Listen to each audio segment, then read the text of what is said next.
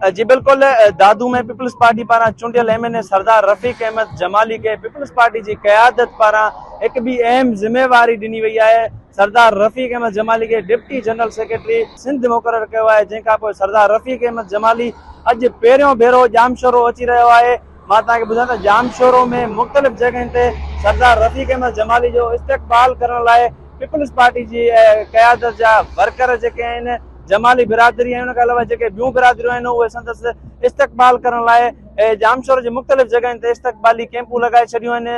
जेके इस्तक़बाली कैंपूं लॻल आहिनि उनमें हिन वक़्तु केतिरा ई कारकुन जेके आहिनि उहे पुॼी विया आहिनि ऐं उनखां अलावा ॿिया इलाइक़ा आहिनि उते बि इस्तक़बाली कैंपूं लॻायूं आहिनि। थोरी देरि में ई सरदार रफ़ीक अहमद जमाली हिते जामशोर पहुचंदो, जिते पंहिंजे कारकुन सां ख़िताब कंदो। मां तव्हांखे ॿुधायां त हितां इस्तक़बाल खां पोइ सरदार रफ़ीक अहमद जमाली दादू तरफ़ रवानो थींदो। जीअं त अॼु असांजे सरदार रफ़ीक अहमद जमाली एमएनए दादू जो इस्तक़बाल के पार्टी जो तमामु वॾो उहिदो मिलियो आहे। पाकिस्तान पीपल्स पार्टी जो सूबाई जनरल सेक्रेटरी नायब जनरल सेक्रेटरी थियो आहे। उन जे करे असां हिते जमाली बिरादरी पंहिंजे सरदार जो वालियाना इस्तक़बाल लाइ हिते पहुता आहियूं इंशाअल्लाह। ऐं जीअं ई तव्हां चइबो पहिरीं फर्स्ट असांजी रैली आहे, हज़ारनि जी तादाद में माण्हू आहिनि। असांजे इलाइक़े जो मोअज़्ज़ज़ रईस भुट्टो ख़ान जमाली ऐं साबिक़ चेयरमैन म्यूनिसिपल बुलड़ी मुख़्तियार हुसैन जमाली, हाजी अशरफ जमाली जे तरफ़ां सरदार रफ़ीक अहमद जमाली जो इस्तक़बाल आहे। ही तव्हां ॾिसो पिया हज़ारनि जी तादाद में गाॾियूं माण्हू हुनजे इस्तक़बाल लाइ आहिनि। यकीनन हुन पूरी ख़िदमत कई पंहिंजे अवाम जी, पंहिंजे तक जी, पंहिंजे शहर जी।